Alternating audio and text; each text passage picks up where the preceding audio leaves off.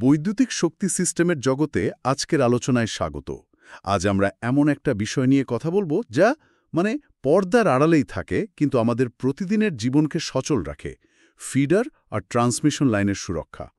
একবার ভাবুন তো, বিদ্যুতের এই যে বিশাল নেটওয়ার্ক, এগুলো নিজেদের কিভাবে বাঁচায়? কোনো ত্রুটি বা সমস্যা থেকে কিভাবে এটা নিশ্চিত করে যে একটা ছোট্ট সমস্যা পুরো শহরকে অন্ধকারে ডুবিয়ে দেবে না? আমাদের আজকের এই আলোচনার ভিত্তি হল যশোর বিজ্ঞান ও প্রযুক্তি বিশ্ববিদ্যালয়ের ইইই বিভাগের ডক্টর মেহেদী হাসান জুয়েলের তৈরি করা একটা স্লাইড ডেক। এটা ওনার সুইচ গিয়ার আর সুরক্ষা কোর্সের অংশ। আমাদের লক্ষ্য হল একদম গোড়া থেকে বোঝা এই সুরক্ষা ব্যবস্থাগুলো আসলে কি, কেন এগুলো এত জরুরি, আর বিদ্যুতের এই বিশাল ব্যবস্থায় বিভিন্ন পরিস্থিতিতে কোন ধরনের নিরাপত্তা ব্যবহার করা হয়। তাহলে চলুন শুরু করা যাক, গভীরে যাওয়া যাক। কি বলেন? প্রথমেই আসছে ওভার কারেন্ট প্রোটেকশন। নামটা শুনেই কিন্তু কিছুটা আন্দাজ করা যাচ্ছে, তাই না? অতিরিক্ত কারেন্ট থেকে সুরক্ষা। একদম ঠিক। কারেন্ট মানে তো আমরা জানি বিদ্যুৎ প্রবাহ, আর ওভার কারেন্ট মানে হল স্বাভাবিক বা নিরাপদ যে মাত্রাটা আছে তার চেয়ে বেশি বিদ্যুৎ যখন বইতে শুরু করে। ভাবুন, একটা পানির পাইপ, তার তো একটা নির্দিষ্ট পরিমাণ জল নেওয়ার ক্ষমতা আছে। যদি তার চেয়ে অনেক বেশি জল হঠাৎ করে চলে আসে, কি হবে? পাইপ ফেটে যেতে পারে। ঠিক, বৈদ্যুতিক তারের বেলাতেও ব্যাপারটা অনেকটা ওই রকমই। প্রত্যেকটা তারের একটা নির্দিষ্ট কারেন্ট বহন করার ক্ষমতা থাকে। এর চেয়ে বেশি কারেন্ট গেলে কি হয়? তারটা অতিরিক্ত গরম হয়ে যায়, গলে যেতে পারে। আগুনও লেগে যেতে পারে। অবশ্যই পারে। বা ধরুন, এর সাথে যে দামি যন্ত্রপাতি লাগানো আছে সেগুলো নষ্ট হয়ে যেতে পারে। এই যে অতিরিক্ত বা বিপজ্জনক কারেন্ট, এটাই হলো ওভার কারেন্ট। আর প্রোটেকশন তাহলে টা তৈরি হলো সেটাকে খুব দ্রুত চিনে ফেলা, শনাক্ত করা, আর সঙ্গে সঙ্গেই বিদ্যুতের প্রবাহটা বন্ধ করে দেওয়া, যাতে যন্ত্রপাতিগুলো বেঁচে যায় আর বড় কোনো দুর্ঘটনা না ঘটে। অনেকটা আমাদের বাড়ির ফিউজ বা সার্কিট ব্রেকারের মতো, তাই না? হ্যাঁ, ওগুলো তো একটু বেশি কারেন্ট গেলেই ট্রিপ করে। ঠিক তাই, ওগুলো এক ধরনের ওভার কারেন্ট প্রোটেকশন। আচ্ছা, এবার স্লাইডে দেখছি ফিডারের সুরক্ষার কথা বলা হচ্ছে। এই ফিডার জিনিসটা ঠিক কি? সহজ করে বললে, ফিডার হলো বিদ্যুতের প্রধান সাপ্লাই লাইন। ধরুন, পাওয়ার স্টেশন বা সাবস্টেশনে বিদ্যুৎ তৈরি বা ভোল্টেজ পরিবর্তনের পর সেটা তো আমাদের বাড়ি, অফিস, কারখানায় পৌঁছে দিতে হবে, তাই না? হ্যাঁ। তো যে মোটা আর হাই ক্যাপাসিটির লাইনগুলো এই বিদ্যুৎটাকে বিভিন্ন এলাকা বা লোড সেন্টারে বয়ে নিয়ে যায়, সেগুলোকেই বলে ফিডার। আপনার এলাকার বিদ্যুৎ অফিস বা সাবস্টেশন থেকে যে মেইন লাইনগুলো বেরিয়ে বিভিন্ন পাড়া বা ব্লকে কারেন্ট দিচ্ছে, ওগুলোই হলো ফিডার। ও আচ্ছা, বুঝেছি। এখানে আবার বিশেষভাবে রেডিয়াল ফিডার এর কথা বলা হয়েছে। রেডিয়াল মানে হলো যার একটাই উৎস, পাওয়ার সোর্স একদিকে আর বিদ্যুৎ শুধু একদিকেই যায়, শাখা প্রশাখার মতো ছড়িয়ে পড়ে। একমুখী রাস্তার মতো। চমৎকার বলেছেন, ঠিক যেন একটা একমুখী রাস্তা, যেখান দিয়ে গাড়ি শুধু একদিকেই যেতে পারে। এই ধরনের ফিডারে বিদ্যুতের প্রবাহেরও কোনো বিকল্প পথ থাকে না। এই ফিডারগুলোকে বাঁচানোর জন্য একটা বিশেষ যন্ত্রের নাম দেখছি, inverse definite minimum time over current relay. বাপরে, বেশ ভারী নাম। এর মানে কি? হ্যাঁ, নামটাও একটু খটমট লাগতে পারে। চলুন ভেঙে ফেলি এটাকে। প্রথমে আসি রিলে শব্দটায়। রিলেকে ভাবতে পারেন একটা স্বয়ংক্রিয় বৈদ্যুতিক প্রহরী বা সেন্সর। এর কাজ হলো লাইনে কোনো গণ্ডগোল হচ্ছে কিনা, যেমন ধরুন ওভার কারেন্ট, সেটা সব সময় নজর রাখা। আচ্ছা। যদি সে কোনো সমস্যা ধরে ফেলে, তাহলে সে একটা সিগন্যাল পাঠায়। কাকে পাঠায় সিগন্যালটা? সে পাঠায় সার্কিট ব্রেকারকে, বা সংক্ষেপে আমরা বলি ব্রেকার। ব্রেকার হলো একটা বেশ শক্তিশালী সুইচ, যা অ্যাকচুয়ালি বিদ্যুতের মূল লাইনটাকে চালু বা বন্ধ করতে পারে। রিলের কাছ থেকে বিপদ সংকেত পেলেই ব্রেকার ফট করে লাইনটা কেটে দেয়, বিদ্যুৎ প্রবাহ বন্ধ করে দেয়। তাহলে রিলে হলো সমস্যাটা ধরল আর ব্রেকার অ্যাকশনটা নিল। রিলে হলো ডিটেকটিভ আর ব্রেকার হলো অ্যাকশন হিরো। হ্যাঁ, ঠিক ওই রকমই। এবার আসি নামের আইডিএমটি অংশটায়। এটা আসলে রিলের কাজের ধরনটা বোঝায়। ইনভার্স মানে তো বিপরীত। এখানে এর মানে হল লাইনে ফল্ট বা সমস্যার কারণে যে অতিরিক্ত কারেন্ট যাচ্ছে সেটার পরিমাণ যত বেশি হবে, রিলে তত তাড়াতাড়ি কাজ করবে, ব্রেকারকে তত দ্রুত লাইন কাটতে বলবে। ও, বিপদ যত বড়, অ্যাকশন তত ফাস্ট। একদম। যেমন ধরুন, স্বাভাবিকের চেয়ে দ্বিগুণ কারেন্ট গেলে রিলে হয়তো 5 সেকেন্ড সময় নিল, কিন্তু যদি 10 গুণ কারেন্ট যায়, সে হয়তো 1 সেকেন্ডেরও কম সময় কাজ করে ফেলবে। আচ্ছা, আর ডেফিনেট মিনিমাম টাইম? না কেন, রিলে এই নির্দিষ্ট সময়ের চেয়ে দ্রুত কাজ করবে না। ধরা যাক সেই সময়টা 0.1 সেকেন্ড, তাহলে ফল্ট যতই মারাত্মক হোক, 0.1 সেকেন্ডের আগে সে কোনো সিগন্যাল দেবে না। কিন্তু কেন? তাড়াতাড়ি করলেই তো ভালো। কারণ অনেক সময় খুব অল্প সময়ের জন্য লাইনে ছোটখাটো সমস্যা হতে পারে, যেগুলো নিজে থেকেই ঠিক হয়ে যায়। এই ন্যূনতম সময়টা নিশ্চিত করে যে রিলে যেন ওরকম ক্ষণস্থায়ী বা তুচ্ছ ব্যাপারে অযথাই লাফিয়ে না ওঠে, মানে ব্রেকারকে ট্রিপ না করায়। তাহলে আইডিএমটি রিলে হলো একটা বুদ্ধিমান প্রহরী। সে সমস্যার গুরুত্ব বুঝে তাড়াতাড়ি ব্যবস্থা নেয়, কিন্তু আবার তাড়াহুড়ো করে ভুল সিদ্ধান্তও নেয় না। দারুণ ব্যাপার তো। এই আইডিএমটি রিলের মূল লক্ষ্য কি? স্লাইডে লেখা আছে সিলেক্টিভিটি। এটা কি জিনিস? সিলেক্টিভিটি বা নির্বাচন ক্ষমতা পাওয়ার সিস্টেম সুরক্ষার জন্য খুব খুব জরুরি একটা কনসেপ্ট।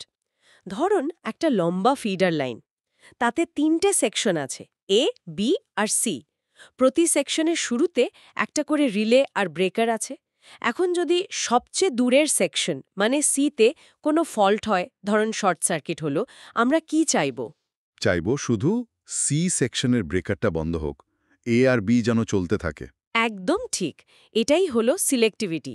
মানে যখন লাইনের কোনো একটা অংশে ফল্ট হয়, তখন শুধুমাত্র সেই ফল্টের সবচেয়ে কাছের উৎসের দিকের সুরক্ষা যন্ত্রটা কাজ করবে এবং শুধু ওই ত্রুটিযুক্ত অংশটাকেই লাইন থেকে আলাদা করে দেবে। বাকি যে ভালো অংশগুলো আছে সেগুলো কিন্তু সচল থাকবে। এতে কি হয়, ফল্টের প্রভাবটা শুধু ওই নির্দিষ্ট এলাকাতেই সীমাবদ্ধ থাকে, পুরো এলাকার বা অন্য ভালো লাইনের বিদ্যুৎ বন্ধ হয় না। বাহ, এটা তো খুবই কাজের। কিন্তু এটা করা হয় কিভাবে? মানে রিলেগুলো বুঝবে কি করে যে শুধু তাকেই কাজ করতে হবে, অন্যকে নয়?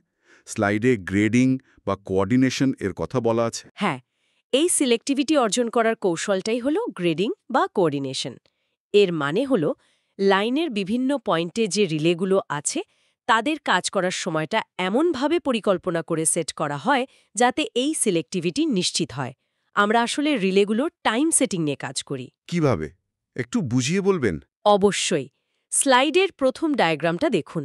রেডিয়াল ফিডারের টাইম গ্রেডিং। বাম দিকে উৎস এস থেকে বিদ্যুৎ ডান দিকে যাচ্ছে এ, বি আর সি, এই 3টা ব্রেকারের মধ্যে দিয়ে। এবার রিলেগুলোর অপারেটিং টাইমগুলো খেয়াল করুন। সিতে কত?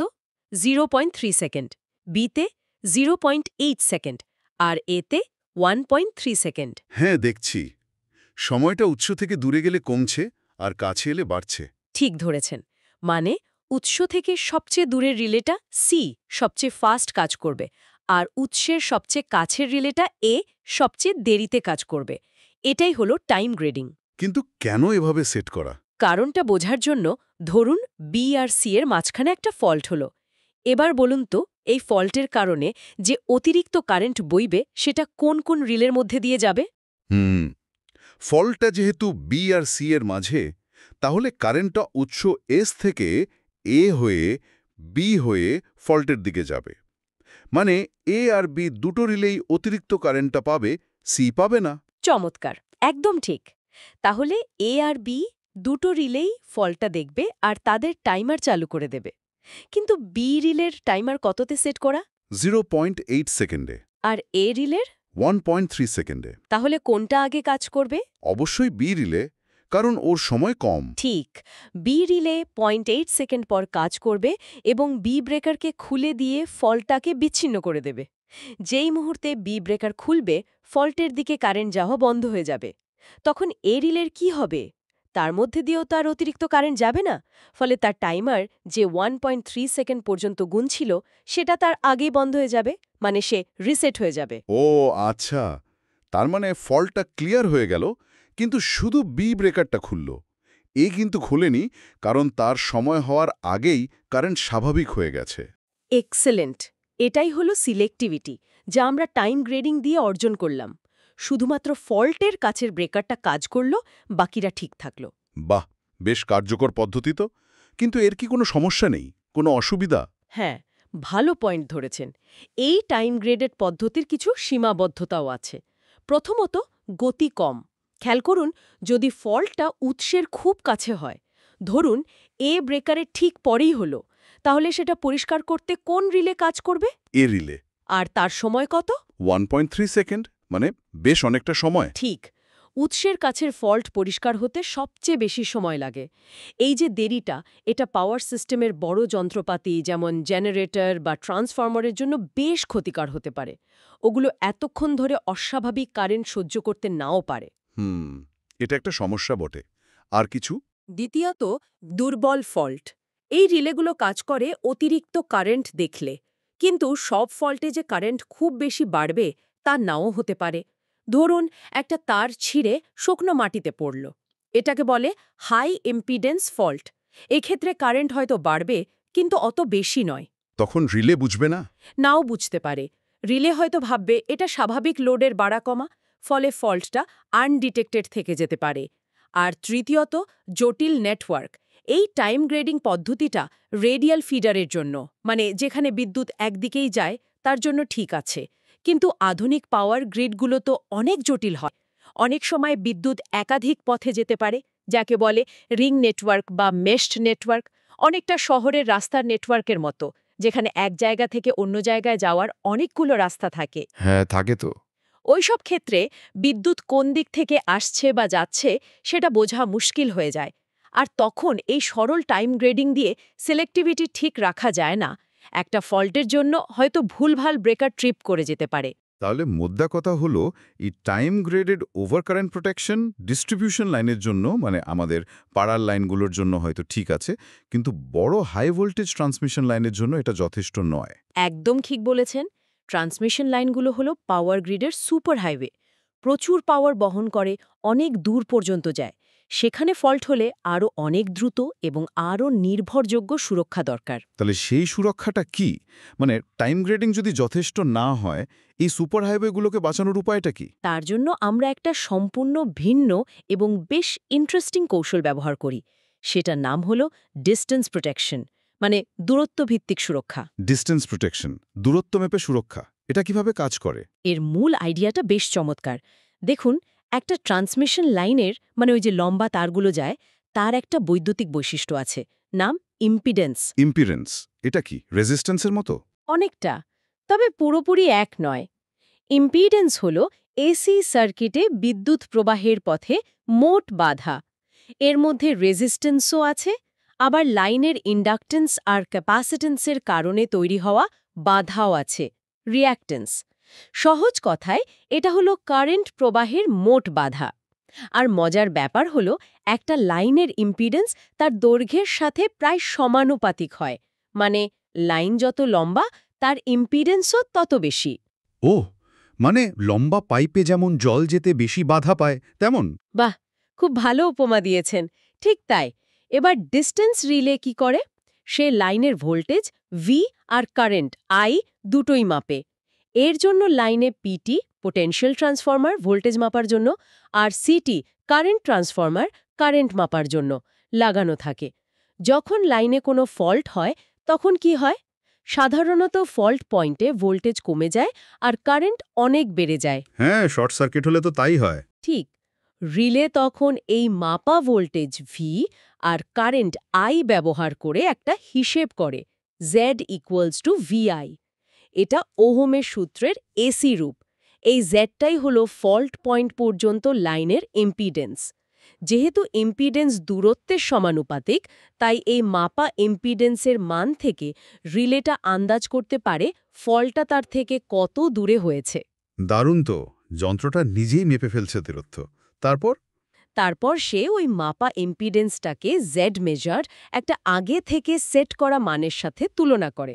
এই সেট করা মানটাকে বলে রিচ বা আওতা, জেড সেটিং। এটা ঠিক করে দেয় রিলেটা লাইনের কতটুকু অংশ পাহারা দেবে। যদি রিলে দেখে যে মাপা ইম্পিডেন্সটা সেটিংয়ের চেয়ে কম, Z measure less than Z setting, তার মানে কি? মানে ফলটা কাছে, মানে ওই রিলেটার আওতার ভেতরে। একদম। তখন রিলে বুঝে যায় যে ফলটা তার দায়িত্বের এলাকায়, আর সে সঙ্গে সঙ্গে ব্রেকারকে ট্রিপ করার, মানে লাইন খুলে ফেলার নির্দেশ দেয়। আর যদি মাপা ইম্পিডেন্সটা সেটিংয়ের চেয়ে বেশি হয়, Z measured greater than Z setting. তাহলে ফল্টটা দূরে, মানে আওতার বাইরে, তখন রিলে কিছু করবে না? ঠিক তাই। সে চুপচাপ থাকবে, কারণ ফলটা তার এলাকার নয়, হয়তো অন্য কোনো রিলের এলাকার। এই পদ্ধতির সবচেয়ে বড় সুবিধে কি তাহলে? ওভারকারেন্ট প্রোটেকশনের চেয়ে এটা ভালো কেন? এর প্রধান সুবিধা হল এর গতি এবং নির্ভরতা। ডিস্টেন্স রিলের কাজ করার সময়টা, মানে কত দ্রুত সে ট্রিপ করবে, সেটা ফল্ট কারেন্ট কত বেশি বা কম তার উপর তেমন একটা নির্ভর করে না। এটা নির্ভর করে মূলত দূরত্বের উপর, মানে ইম্পিডেন্সের ওপর। তাই নিজের আওতার মধ্যে ফল্ট হলে এটা ওভার কারেন্ট রিলের চেয়ে অনেক অনেক দ্রুত কাজ করতে পারে, প্রায় তাৎক্ষণিকভাবে। আর ট্রান্সমিশন লাইনের জন্য এই দ্রুত ফল্ট ক্লিয়ার করাটা ভীষণ জরুরি, কারণ এটা পুরো পাওয়ার গ্রিডের স্থিতিশীলতা বজায় রাখতে সাহায্য করে। সামান্য দেরি হলেই হয়তো পুরো সিস্টেম বসে যেতে পারে। বুঝলাম। কিন্তু স্লাইডে দেখছি এই ডিস্টেন্স প্রোটেকশনকে আরও কার্যকর করার জন্য 3 জোন স্কিম ব্যবহার করা হয়। একটা জোনেই তো দূরত্ব মাপা যাচ্ছিল, আবার 3টা জোন কেন? খুব ভালো প্রশ্ন। দেখুন, একটা মাত্র জোন বা রিচ সেটিং দিয়ে কিছু সমস্যা হয়। প্রথমত, আমরা যদি রিচের সেটিংটা একদম লাইনের শেষ মাথা পর্যন্ত রাখি, 100% লাইন, তাহলে পরিমাপের সামান্য ভুলচুকের জন্য রিলেটা হয়তো লাইনের ঠিক বাইরের কোনো ফল্টের জন্য ভুল করে ট্রিপ করে ফেলতে পারে। এটাকে বলে ওভার রিচিং। এটা সিলেক্টিভিটির পরিপন্থী। আচ্ছা। আবার যদি আমরা ওভার রিচিং এড়ানোর জন্য সেটিংটা একটু কম রাখি, ধরুন লাইনের ৮০-৯০% পর্যন্ত, তাহলে তো লাইনের শেষ মাথাটা অরক্ষিত থেকে গেল। হ্যাঁ, সেটা তো সমস্যা। আর শুধু নিজের লাইন রক্ষা করাই তো সব নয়। পাশের লাইনে যদি কোনো ফল্ট হয় আর সেখানকার সুরক্ষা ব্যবস্থা যদি ফেল করে, তাহলে একটা ব্যাকআপেরও তো দরকার। এই সবগুলো বিষয়ে মাথায় রেখেই এই 3 zone stepped distance scheme design করা হয়েছে। এখানে আসলে একটাই রিলে, কিন্তু তাকে 3টে আলাদা দূরত্ব বা জোনের জন্য প্রোগ্রাম করা হয়। প্রত্যেকটা জোনের আওতা, রিচ এবং কাজ করার সময় টাইম ডিলে আলাদা হয়। 3টে জোন, সেগুলো কি কি? জোন 1-এর আওতা বা রিচ, এটা সবচেয়ে কাছের জোন। এটা সাধারণত লাইনের দৈর্ঘ্যের ৮০-৯০% পর্যন্ত কভার করে। গতি, এটা হলো ফাস্টেস্ট, মানে তাৎক্ষণিক বা ইনস্ট্যান্টেনিয়াস। এই জোনের মধ্যে কোনো ফল্ট হলে রিলে কোনো রকম ইচ্ছাকৃত দেরি না করে সঙ্গে সঙ্গে ব্রেকারকে ট্রিপ করায়। উদ্দেশ্য, লাইনের বেশিরভাগ অংশের জন্য সবচেয়ে দ্রুত সুরক্ষা দেওয়া। 100% করা হয় না ওই ওভার রিচিং এড়ানোর জন্য। আচ্ছা, এরপর জোন 2? জোন 2 আওতা, এটা জোন 1-এর চেয়ে বেশি দূরত্ব কভার করে। সাধারণত পুরো লাইনটা, মানে 100%, এবং তার পরের যে লাইনটা আছে তারও কিছু অংশ, প্রায় 50% পর্যন্ত এর আওতা থাকে। গতি, এটা জোন 1-এর মতো তাৎক্ষণিক নয়। এতে অল্প একটু সময় বিলম্ব, টাইম ডিলে যোগ করা থাকে, ধরো 0.3 থেকে 0.5 সেকেন্ড। উদ্দেশ্য, এর কয়েকটা উদ্দেশ্য আছে। প্রথমত, জোন 1 যেটুকু বাদ দিয়েছিল, লাইনের শেষ 10-20% সেটুকু সুরক্ষা দেওয়া। দ্বিতীয়ত, পরের লাইনের শুরুর দিকের ফল্টের জন্য সুরক্ষা দেওয়া। তৃতীয়ত, যদি কোনো কারণে জোন 1 কাজ না করে, তাহলে তার ব্যাকআপ হিসেবে কাজ করা। বুঝলাম। আর জোন 3? জোন 3 আওতা, এর আওতা আরও বেশি। এটা নিজের পুরো লাইন 100% এবং তার পরের পুরো লাইনটা 100% বা তারও বেশি কভার করতে পারে। গতি, এতে জোন 2-এর চেয়েও বেশি সময় বিলম্ব দেওয়া থাকে, ধরুন 0.8 থেকে 1.5 সেকেন্ড। উদ্দেশ্য, এটা মূলত দূরবর্তী ব্যাকআপ সুরক্ষা, মানে যদি পরের লাইনের নিজস্ব সুরক্ষা ব্যবস্থা, সেখানকার জোন 1 বা জোন 2 কোনো কারণে ফল্টটা ক্লিয়ার করতে ফেল করে, তখন অনেকক্ষণ অপেক্ষা করার পর এই জোন 3 অবশেষে ট্রিপ করে একটা বড় বিপর্যয় এড়াতে সাহায্য করে। এটা হলো একদম লাস্ট রিসর্ট, মানে চূড়ান্ত নিরাপত্তা বেষ্টনী। তার মানে এই 3টে জোন মিলেমিশে গতি জোন 1, সম্পূর্ণ কভারেজ জোন 2 আর ব্যাকআপ জোন 2 ও 3, এই সব কিছুই নিশ্চিত করছে। দারুণ তো! স্লাইড 9-এর ছবিতেও তো এটাই দেখাচ্ছে, তাই না?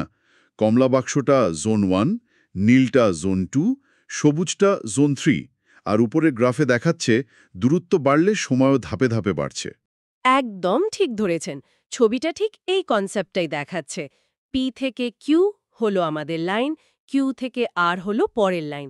জোন 1 শুধু PQ এর বেশিরভাগটা কভার করছে, জোন 2 পুরো পিকিউ আর কিউআর এর কিছুটা, আর জোন 3 পুরো পিকিউ আর পুরো কিউআর কভার করছে, কিন্তু সময় বেশি নিচ্ছে। আচ্ছা, এই যে রিলেগুলো ইম্পিডেন্স মাপছে, মানে জি ইজ ইকুয়াল টু ভিআই, এই ইম্পিডেন্স কি শুধু একটা সংখ্যা, নাকি এর মধ্যে আরও কিছু ব্যাপার আছে? স্লাইড 10-এ দেখছি আরএক্স ডায়াগ্রাম আর বিভিন্ন ধরনের ডিস্টেন্স রিলের কথা বলা হয়েছে। খুব গুরুত্বপূর্ণ একটা পয়েন্ট তুলেছেন। না, ইম্পিডেন্স জি শুধু একটা মান নয়, এটা আসলে একটা কমপ্লেক্স সংখ্যা। মানে এর দুটো অংশ থাকে, একটা হলো রেজিস্ট্যান্স, যেটা সাধারণ বাধা, আর একটা হলো রিঅ্যাক্ট্যান্স। রিঅ্যাক্ট্যান্স। হ্যাঁ, রিঅ্যাক্ট্যান্স আসে লাইনের ইন্ডাকট্যান্স বা তারের কুণ্ডলীর মতো ধর্মের কারণে, আর ক্যাপাসিট্যান্স বা দুটো পরিবাহীর মাঝে ভোল্টেজ থাকলে চার্জ জমার ধর্মের কারণে। এসি সার্কিটে এই দুটো জিনিসও কারেন্ট প্রবাহে বাধা দেয়। তো Z is equal to R plus J X, যেখানে আর হলো রেজিস্ট্যান্স আর এক্স হলো রিঅ্যাক্ট্যান্স। আমরা এই দুটো অংশকে একটা গ্রাফে প্লট করতে পারি, একটা অক্ষে আর, অন্য অক্ষে এক্স। এটাকে বলে আর এক্স ডায়াগ্রাম বা ইম্পিডেন্স প্লেন। এই প্লেনে যে কোনো ইম্পিডেন্স জেডকে একটা বিন্দু বা একটা ভেক্টর, মূল বিন্দু থেকে ওই বিন্দু পর্যন্ত তীর হিসেবে দেখানো যায়। আচ্ছা, গ্রাফে দেখানো যায়, তাতে লাভ কি? লাভ হল বিভিন্ন ধরনের ডিস্টেন্স রিলে এই আর আর এক্স মান দুটোকে একটু ভিন্ন ভিন্নভাবে দেখে বা ব্যবহার করে ফল্ট শনাক্ত করে। তাদের কাজের ধরন বা বৈশিষ্ট্য এই আর এক্স ডায়াগ্রাম দিয়ে খুব ভালোভাবে বোঝানো যায়। যেমন? এখানে ৩ ধরনের রিলের নাম আছে: ইম্পিডেন্স রিলে, রিঅ্যাক্টেন্স রিলে আর মোহ রিলে। এদের মধ্যে তফাৎটা কি? সহজ করে বললে, এরা যেন ৩ রকম চশমা পরে ইম্পিডেন্সটাকে দেখছে। ইম্পিডেন্স রিলে, এটা সবচেয়ে বেসিক। এর বৈশিষ্ট্য হল আর এক্স ডায়াগ্রামের মূল বিন্দুতে 0, 0 কেন্দ্র করে একটা বৃত্ত। যদি রিলে যে ইম্পিডেন্সটা মাপল, মানে আর আর এক্স এর মান, সেটা দিয়ে প্লট করা বিন্দুটা ওই বৃত্তের ভেতরে পড়ে, তাহলে রিলে ট্রিপ করে, মানে জেড যদি সেটিংয়ের চেয়ে কম হয়। এর সমস্যা কি? এর প্রধান সমস্যা হলো এটা দিক বোঝে না, নন ডিরেকশনাল। মানে ফল্টটা রিলের সামনে হয়েছে না পিছনে, তা সে বলতে পারে না। আরেকটা সমস্যা হলো ফল্টের সময় যে ইলেকট্রিক আর্ক বা স্ফুলিঙ্গ তৈরি হয়, তার নিজস্ব একটা রেজিস্ট্যান্স থাকে, আর্ক রেজিস্ট্যান্স। এই রেজিস্ট্যান্সের কারণে মাপা ইম্পিডেন্সটা বেড়ে গিয়ে বৃত্তের বাইরে চলে যেতে পারে, ফলে রিলে হয়তো কাজই করল না। আচ্ছা, এরপর আছে রিঅ্যাক্ট্যান্স রিলে। শুধু ইম্পিডেন্সের রিঅ্যাক্ট্যান্স এক্স অংশটা দেখে, রেজিস্ট্যান্স আর অংশটাকে প্রায় পাত্তাই দেয় না। আর এক্স ডায়াগ্রামে এর বৈশিষ্ট্য হলো একটা আনুভূমিক সরলরেখা, এক্স ইকুয়াল টু ধ্রুবক। যদি মাপা রিঅ্যাক্ট্যান্স এক্স ওই রেখার নিচে থাকে, তাহলে রিলে ট্রিপ করে, আর যাই হোক না কেন। এর সুবিধা কি? এর বড় সুবিধা হলো এটা আর্ক রেজিস্ট্যান্স দ্বারা প্রায় প্রভাবিত হয় না, কারণ সে তো আর দেখছেই না। তাই এটা শর্ট লাইনের জন্য, যেখানে আর্ক রেজিস্ট্যান্স একটা বড় ফ্যাক্টর হতে পারে, সেখানে বেশ কাজের। কিন্তু এটারও সমস্যা হলো এটাও নিজে নিজে দিক বুঝতে পারে না, নন ডিরেকশনাল। আর সবশেষে মোহ রিলে, নামটা তো বেশ অদ্ভুত। হ্যাঁ, নামটা মোহ রাখা হয়েছে কারণ এর বৈশিষ্ট্যটা অ্যাডমিটেন্স প্লেনে ইম্পিডেন্সের উল্টো, একটা সরল রেখা। আর ইম্পিডেন্সের একক ওহম, ওহম উল্টো করে লেখা; অ্যাডমিটেন্সের একক মোহ, ওহম উল্টো করে লেখা। তবে ইম্পিডেন্স প্লেনে, মানে আর এক্স ডায়াগ্রামে, এর বৈশিষ্ট্য হলো একটা বৃত্ত, কিন্তু এই বৃত্তটা মূলবিন্দুর মধ্যে দিয়ে যায়। মূলবিন্দুর মধ্যে দিয়ে? তাতে কি হয়? এটাই এর সবচেয়ে বড় সুবিধা। এই ডিজাইনের কারণে মোহ রিলে সহজাতভাবেই দিক নির্দেশক বা ডিরেকশনাল হয়। সে শুধু একটা নির্দিষ্ট দিকের, সাধারণত সামনের দিকের ফল্টের জন্য সংবেদনশীল হয়। পেছনের দিকের ফল্ট বা পাওয়ার সুইং, গ্রিডের স্বাভাবিক ভোল্টেজ কারেন্টের দোলন, এর মতো জিনিসের জন্য এটা অত সহজে ভুল করে ট্রিপ করে না।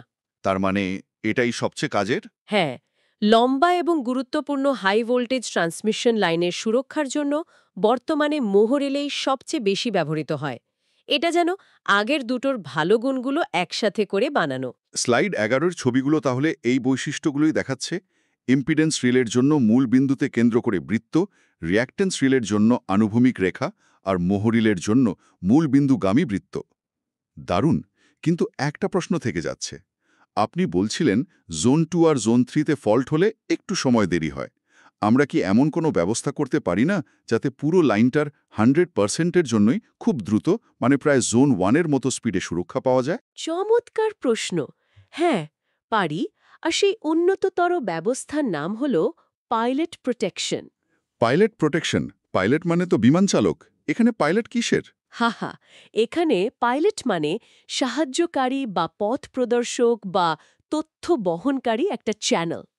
পাইলট প্রোটেকশনে আমরা যা করি তা হল লাইনের দুই প্রান্তেই তো রিলে আর ব্রেকার থাকে, তাই না? হ্যাঁ। আমরা এই দুই প্রান্তের রিলেগুলোর মধ্যে সরাসরি একটা যোগাযোগের ব্যবস্থা করে দিই। ডিস্টেন্স প্রোটেকশনের সমস্যা কি ছিল? জোন 1 খুব দ্রুত কিন্তু পুরো লাইন কভার করে না।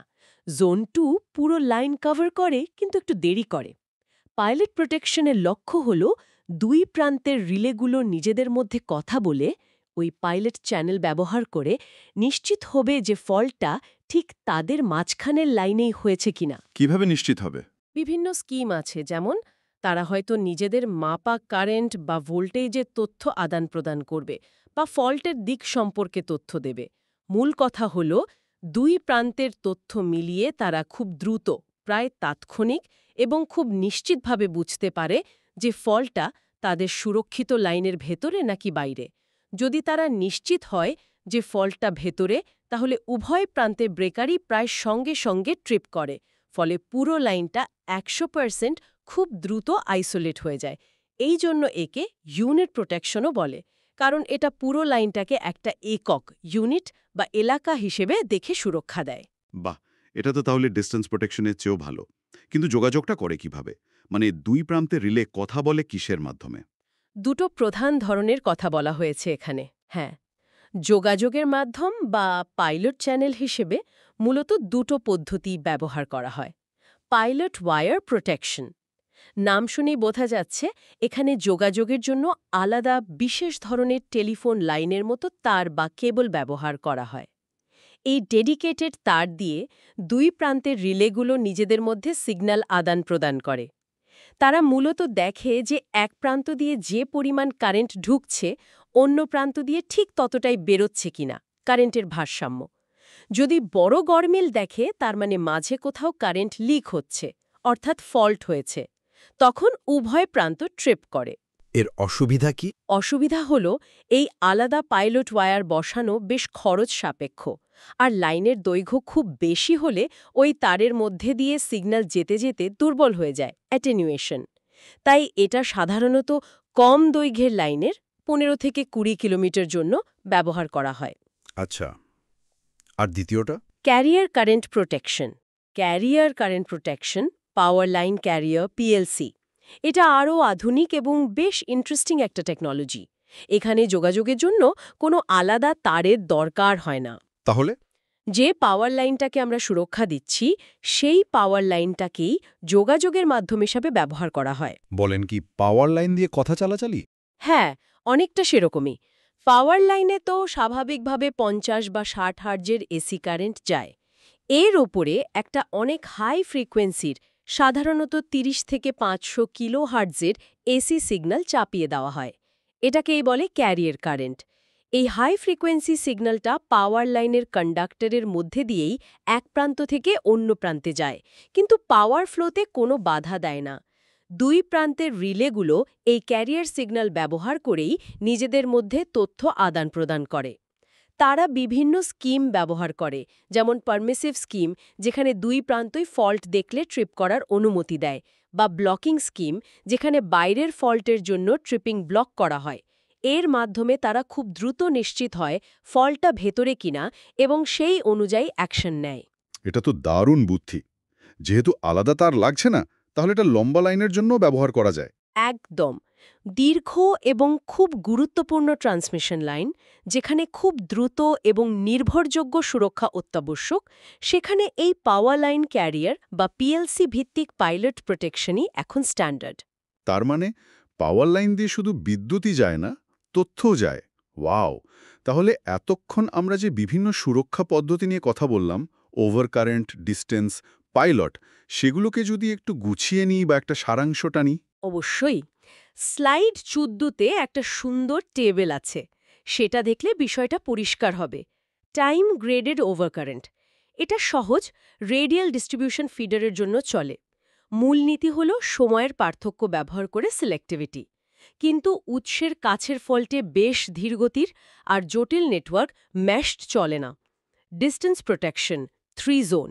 এটা হাই ভোল্টেজ ট্রান্সমিশন লাইনের জন্য স্ট্যান্ডার্ড। মূলনীতি হল ইম্পিডেন্স VI মেপে দূরত্ব বোঝা। বেশ দ্রুত নির্ভরযোগ্য, কিন্তু জোন 1 দিয়ে পুরো লাইন তাৎক্ষণিক কভার হয় না। মোহ রিলে। এটা ডিস্টেন্স রিলের মধ্যে সবচেয়ে জনপ্রিয় টাইপ, বিশেষ করে ট্রান্সমিশন লাইনের জন্য, কারণ এটা ডিরেকশনাল আর পাওয়ার সুইংয়ে কম প্রভাবিত হয়। পাইলট প্রোটেকশন ক্যারিয়ার বা ওয়্যার। এটা সবচেয়ে গুরুত্বপূর্ণ লাইনের জন্য সেরা পছন্দ। মূলনীতি হল 2 প্রান্তের মধ্যে যোগাযোগ করে পুরো লাইনের 100%-এর জন্য দ্রুত সুরক্ষা দেওয়া, ইউনিট প্রোটেকশন। তবে এটা কমিউনিকেশন চ্যানেলের ওপর নির্ভরশীল।